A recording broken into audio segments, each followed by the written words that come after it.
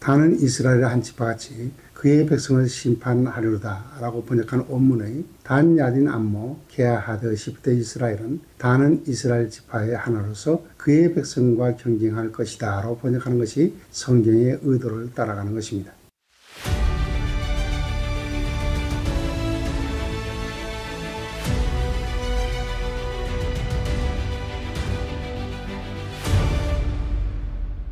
여러분 안녕하십니까?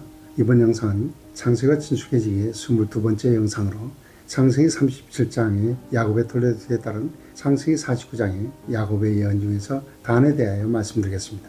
먼저 야곱이 단에 대하여 예언한 창세기 49장 16절로 18절을 보시겠습니다. 단은 이스라엘의 한 지파같이 그의 백성을 심판하리로다. 단은 기슭의 뱀이요 새끼의 독사로다. 말굽을 물어서 그 탄자를 뒤로 떨어지게 하리로다. 여호와의 나는 주의 구원을 기다리나이다 라고 했습니다. 이 예언에서 심지어를 보시면 단은 이스라엘의 한 지파같이 그의 백성을 심판하리로다 라고 했는데 원문을 보시면 단 야딘 암모 게하드 시브테 이스라엘입니다. 여기서 단은 심판하리로다 라고 번역한 원문은 단 야딘입니다. 명사 단은 어근이 억울함을 풀다, 신원하다, 경쟁하다, 심판하다를 의미하는 동사 딘에서 왔습니다. 그리고 심판하리로다 라고 번역된 야딘은 딘의 동사 칼미완료 3인칭 남성 단수입니다. 그러므로 야딘을 심판하리로다 라고 번역하기보다는 성경 전체의 맥락에서 볼 때 경쟁하리로다 라고 번역하는 것이 성경 전체의 의도와 부합합니다. 그러면 단은 이스라엘의 한 지파같이 그의 백성을 심판하리로다 라고 번역한 원문의 단 야딘 암모 게하드 시브테 이스라엘은 단은 이스라엘 지파의 하나로서 그의 백성과 경쟁할 것이다 라고 번역하는 것이 성경의 의도를 따라가는 것입니다. 이는 좋은 의미에서의 경쟁이 아닌 것입니다. 그러므로 야곱은 단에 대하여 뱀과 독사의 위치에서 해를 끼친다고 한 것입니다. 여기서 독특한 것은 다른 지파와는 달리 야곱이 단에 대하여 예언한 후에 즉시로 여호와의 나는 주의 구원을 기다리나이다 라고 한 것입니다. 그렇다면 야곱이 여호와의 나는 주의 구원을 기다리나이다 라고 한 의미가 단의 역할과 관련이 있다는 것을 짐작하게 하는 것입니다. 그러면 단지파에 대하여 보시기 전에 먼저 신명기 29장 16절로 21절의 모세의 유언을 보시겠습니다. 우리가 애굽 땅에서 살았던 것과 너희가 여러 나라를 통과한 것을 너희가 알며 너희가 또 그들 중에 있는 가증한 것과 목석과 은금의 우상을 보았느니라. 너희 중에 남자나 여자나 가족이나 지파나 오늘 그 마음이 우리 하나님 여호와를 떠나서 그 모든 민족의 신들에게 가서 성일까 염려하며 독초와 쑥의 뿌리가 너희 중에 생겨서 이 저주의 말을 듣고도 심중에 스스로 복을 빌어 이르기를 내가 내 마음이 완악하여 젖은 것과 마른 것이 멸망할지라도 내게는 평안이 있으리라 할까 함이라. 여호와는 이런 자를 사하지 않으실 뿐 아니라 그 위에 여호와의 분노와 질투의 불을 부으시며 또 이 책에 기록된 모든 저주를 그에게 더하실 것이라. 여호와께서 그의 이름을 천하에서 지워버리시되 여호와께서 곧 이스라엘 모든 지파 중에서 그를 구별하시고 이 율법책에 기록된 모든 언약의 저주들로 그에게 화를 더하시리라고 하였습니다. 이 말씀을 기억하고 단지파에 대하여 보셔야 합니다. 그러면 이스라엘의 12지파가 가나안 땅을 분배받는 내용을 보시겠습니다. 이스라엘 12지파가 가나안 땅을 분배받는 것에 대하여는 여호수아서 13장부터 21장의 지파별로 상세하게 기록이 되어 있습니다. 그 중에서 단지파의 분배는 여호수아서 19장 40절로 48절에 기록되어 있습니다. 이 지역은 가나안 남서부에 위치한 해안 평야입니다. 이 지역의 주요 원주민은 가나안 족속과 특별히 산악지대에 거주했던 아모리 족속과 블레셋 사람들과 헷 족속이 거주하고 있었습니다. 이들은 매우 강한 족속이었습니다. 그런데 단지파는 이 지역 원주민을 몰아내지 못하고 요단강 북부로 이동하여 라이스를 점령하고 그 이름을 그들의 조상 단의 이름을 따서 그 도시를 단이라 불렀습니다. 단지파가 점령한 도시는 여호수아 19장 47절은 레셈이라 하였고 사사기 18장에서는 라이스라고 했는데 동일한 지역입니다. 그러면 단지파가 기업으로 분배받은 지역을 보시겠습니다.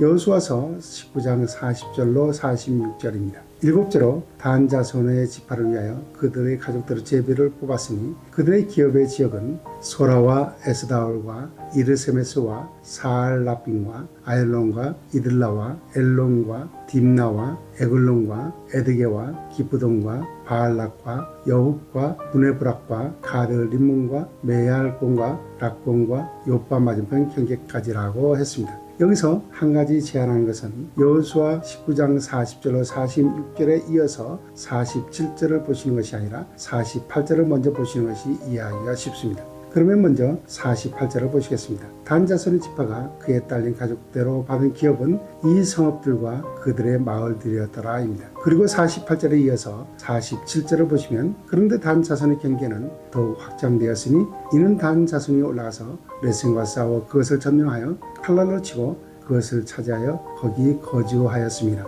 그들의 조상 단의 이름을 따라서 레셈을 단이라 하였더라고 했습니다. 그러므로 47절과 48절을 바꾸어 읽는 것이 이해하는 데 도움이 됩니다. 특별히 여호수아 19장을 통해서 중요한 사실을 알 수 있는 것은 단 지파는 하나님이 주신 기업, 즉 약속의 땅을 버린 것입니다. 다시 말해서 단 지파는 하나님이 주신 약속의 땅 그 기업을 버리고 북쪽으로 올라가서 레셈이라고도 하고 라이스라고도 하는 곳을 점령했습니다. 참고로 라이스는 하나님이 주신 약속의 땅이 아닙니다. 다시 말해서 하나님께서 약속하신 땅 밖에 있는 땅입니다. 이것은 매우 중요합니다. 이처럼 단지파가 하나님이 주신 기업을 버렸다는 것은 하나님을 떠난 것과 같습니다. 이어서 단지파의 행동에 대하여 사사기 18장 17절로 20절을 보시겠습니다.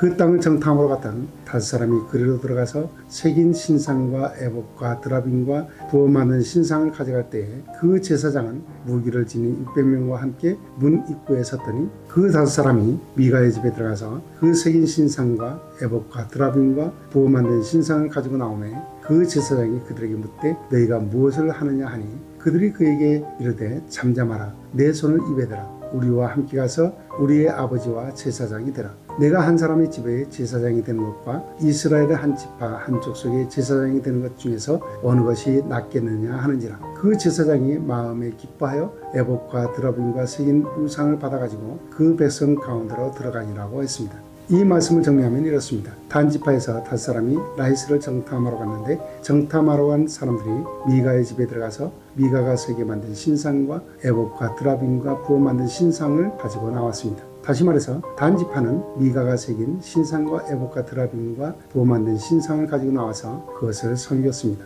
이와 같은 단지파의 우상 숭배는 하나님을 격노하게 했습니다. 이것은 이스라엘을 타락하게 하는 근본 사건이기 때문입니다. 그리고 후일에 여로보암 왕이 구테타로 세운 북왕국 이스라엘 지역에서 단과 베델에 금송아지를 세워두고 이스라엘로 하여금 그것을 섬기게 했습니다. 다시 말해서 단지파가 세운 단이 이스라엘 전역에서 우상의 중심 도시가 된 것입니다. 그리고 단지파 사람들은 미가가 고용한 제사장에게 제안을 했습니다.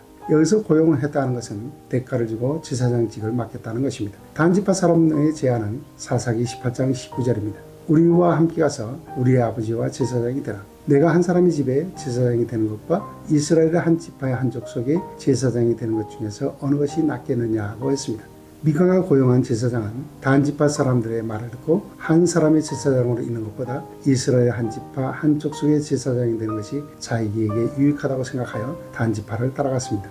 여기서 단지파의 행동을 보시면 단지파는 미가의 우상을 가지고 왔습니다. 그리고 미가가 고용한 제사장을 데리고 와서 단지파의 제사장으로 삼았다는 것입니다. 물론 레위 지파에 속한 모세의 손자이며 게르솜의 아들인 요나단과 그의 자손을 단지파의 제사장으로 세웠지만 하나님은 레위 지파로서 아론의 자손만 제사장으로서 하나님을 섬기도록 하셨습니다. 이는 사이비와 같은 사역자를 세우는 크나큰 죄악입니다. 이어서 사사기 18장 27절로 29절을 보시면 단 자손이 미가가 만든 것과 그 제사장을 취하여 라이스에 이르러 한가하고 걱정이 없이 사는 백성을 만나 칼날로 그들을 치며 그 성읍을 불사르되 그들을 구원할 자가 없었으니 그 성읍은 베드로 가까운 골짜기에 있어서 시돈과 거리가 멀고 상종하는 사람도 없었습니다. 단 자손이 성읍을 세우고 거기 거주하면서 이스라엘에게서 태어난 그들의 조상 단의 이름을 따라 그 성읍을 단이라 하니라. 그 성읍의 본 이름은 라이스였더라고 했습니다. 다시 말해서 단지파는 한가하고 걱정이 없이 사는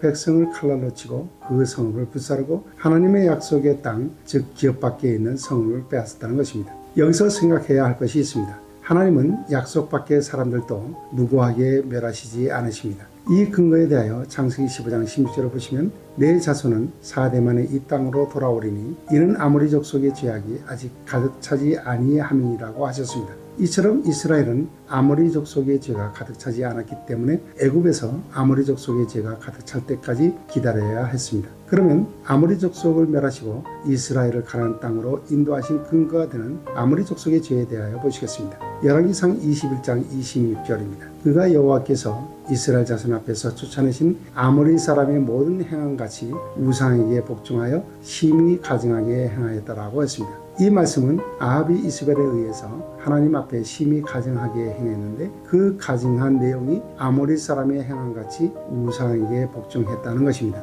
그러므로 아모스 2장 9절로 10절을 보시면 내가 아모리 사람을 그들 앞에서 멸하였나니 그 키는 백항목 높이와 같고 강하기는 상수리 나무 같으나 내가 그 위의 열매와 그 아래의 뿌리를 진멸하였느니라. 내가 너희를 애굽 땅에서 이끌어내어 40년 동안 광야에서 인도하고 아모리 사람의 땅을 너희에게 차지하게 하였다고 하셨습니다. 다시 말해서 아무리 강한 족속이라 할지라도 우상으로 하나님 앞에 가증하게 되면 하나님께서 멸하신다는 것입니다. 계속해서 단 지파에 대하여 사사기 18장 30절로 31절을 보시면 단 자손이 자기들을 위하여 그 새긴 신상을 세웠고 모세의 손자여 게르솜의 아들인 요나단과 그의 자손은 단 지파의 제사장이 되어 그 땅 백성이 사로잡히는 날까지 이르렀더라. 하나님의 집이 실로에 있을 동안에 미가가 만든 바 새긴 신상이 단 자손에게 있었더라고 했습니다. 이 말씀은 단 지파가 이스라엘 전체에게 얼마나 잘못된 신앙에 영향을 끼쳤는가를 의미하는 것입니다. 이제 단지파에 대하여 정리해 보겠습니다. 단지파의 결정적인 죄를 보시면 첫째는 하나님의 기업을 버린 것입니다. 둘째는 우상 숭배를 한 것입니다. 셋째는 제사장을 마음대로 세운 것입니다. 넷째는 평화롭게 사는 백성을 멸한 것입니다. 그리고 다섯째는 결과적으로 이스라엘 백성들에게 신앙의 쓴뿌리를 남겼다는 것입니다. 이와 같이 단지파는 북왕국의 이스라엘 10지파를 파국으로 이끌어들인 장본인 중에 하나입니다. 그러므로 북왕국 이스라엘은 BC 722년에 아수르에 멸망하여 역사에서 10지파의 흔적은 사라졌습니다. 이들 지파를 가리켜서 잃어버린 지파라고 합니다. 그리고 남은 유다는 유다 지파와 베냐민 지파로 이루어졌는데 유다 지파가 중심이 되어 왕권을 유지해 왔습니다. 그러나 유다 지파도 BC 586년에 바벨론에 의해 멸망하였고 BC 537년에 고레스 칙령에 의해서 스룹바벨 지도하에 1차 귀환을 시작으로 BC 458년에 에스라의 지도하에 2차 귀환을 했습니다. 그리고 BC 444년에 느헤미야의 통솔로 3차 귀환과 BC 432년경에 느헤미야가 바벨론을 갔다가 최종적으로 귀환하였는데 이와 같은 과정을 통해서 이스라엘의 12지파는 형식적으로 사라진 것입니다. 그리고 이스라엘 12지파가 신약성경에 처음 나온 것은 요한계시록 7장 4절로 7절입니다.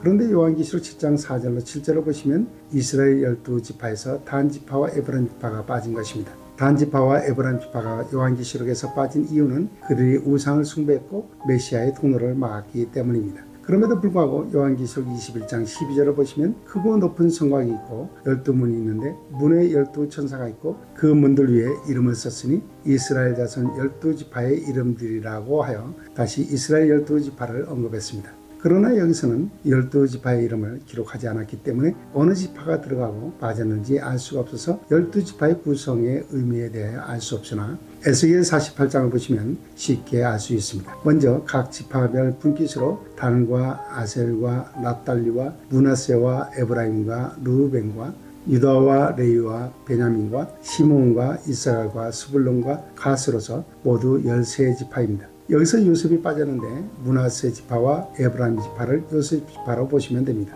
그리고 각 지파의 출입문에 대하여 보시면 북문의 세 문은 르우벤 문과 유다 문과 레위 문이고 동문의 세 문은 요셉 문과 베냐민 문과 단 문이며 남문의 세 문은 시몬 문과 이스라엘 문과 스불론 문입니다. 그리고 서문의 세 문은 간 문과 아셈 문과 납달리 문입니다. 여기서는 므낫세와 에브라임이 빠지고 요셉이 들어갔습니다. 그리고 하나님께서 여호와 삼마라고 하셨습니다. 여호와 삼마는 여호와께서 거기 계시다는 의미입니다. 이 말씀을 드리는 이유는 성경에서 숫자의 의미로 12는 완전성과 전체성을 상징하는 의미이기 때문입니다. 그러므로 전체 구조적 지파의 수는 모두 14지파이지만 항상 12지파로 구성하여 신앙 공동체의 완전성과 전체성을 의미합니다. 그럼에도 불구하고 요한계시록 7장 5절로 8절에서 단지파와 에브라임 지파가 빠졌는데 여기서는 각 지파를 강조하는 것이 아니라 우상 숭배자들과 메시아의 통로를 막은 행위에 가담한 자들은 완전한 신앙 공동체에서 죄가 된다는 것의 의미입니다. 오늘 영상은 여기까지입니다.